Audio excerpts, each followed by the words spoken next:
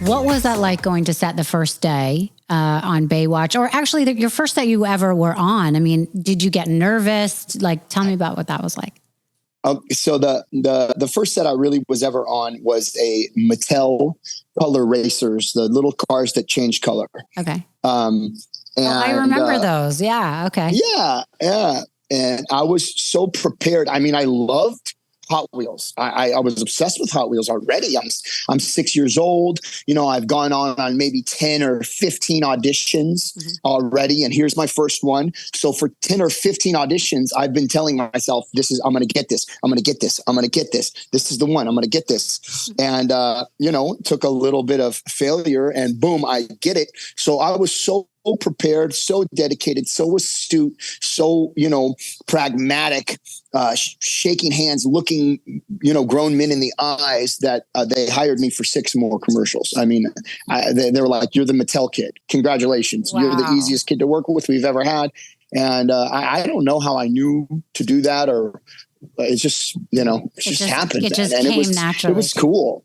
It was so cool, Yeah. Imagine for a 6-year-old kid who's obsessed with Hot Wheels, and then like getting Hot Wheels and free Hot Wheels and being at the Mattel factory, it was the neatest thing ever. Right. That must have been the coolest thing ever. All right. So when you found out you were getting Baywatch, was this, did you know what a hit this would be? Did you know who you were going to be acting with and the level of, celebrity that you all were going to have one day?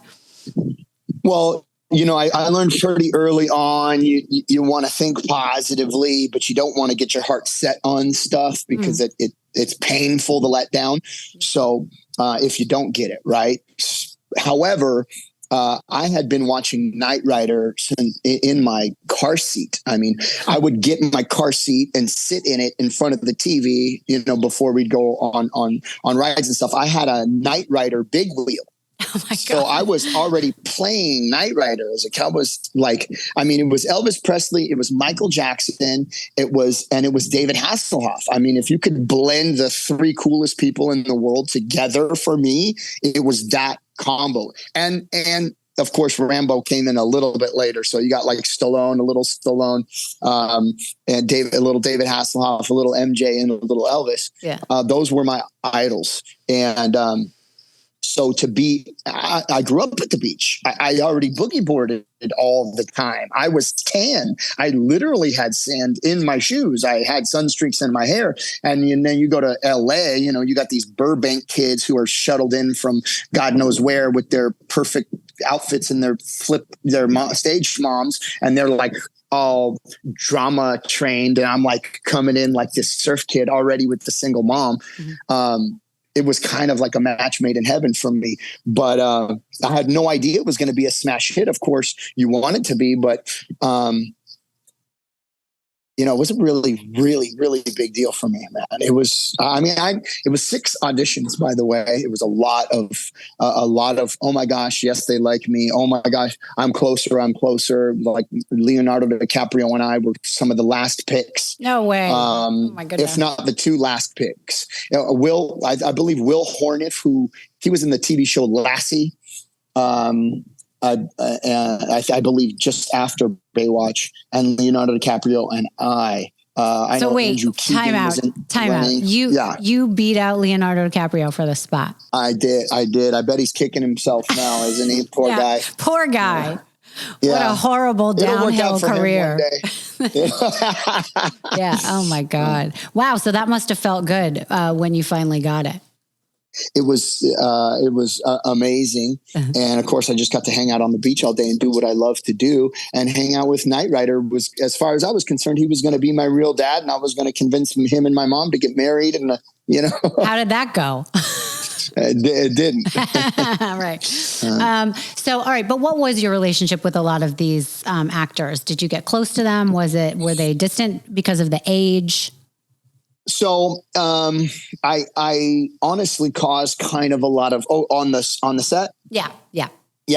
Well, yes, there was a big age difference, of course, and my characters notoriety was really kind of building. And in the early days of Baywatch, for the real Baywatch fans out there, if you notice, the first 3 or 4 seasons were really kind of family driven. There was a lot of my character getting in trouble. There was almost kind of a Mayberry, Andy Taylor. What's that? What was that show with Opie and Andy? There was always like, yeah, you know what I'm talking about, right? Andy Griffith Show.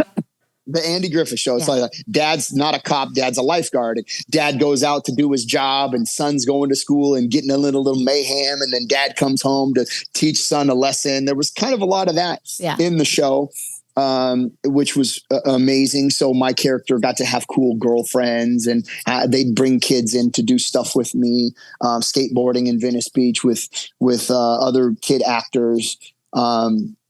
But as far as the adults, Pam was, in her early 20s when she came on the show. She was a big sweetheart.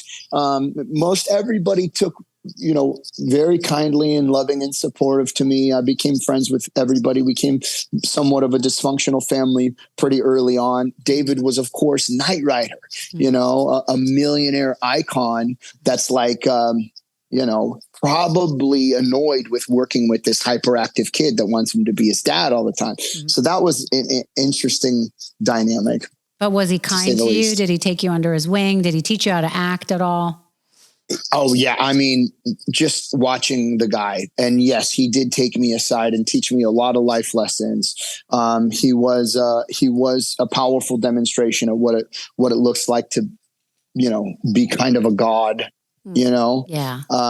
Which kind of set me up for failure, I would say later on, because holding that standard of existence is pretty high level, pretty high functioning, and kind of the higher you are, the further you have to fall, essentially. So there was that dichotomy of, yes, he was loving and supporting me. He told me things like, no one's ever going to believe in you as much as you believe in yourself. So he was on the phone with his agents and his managers fighting for himself, and kind of taught me how to really fight for yourself. And he was always very loving and very kind to his fans, and took time out. He taught me how to do that, and make it about your supporters, and but also a busy guy with a busy schedule and everybody out on his coattails. So being the kid who just wanted quality time was a little sad at times, Yeah.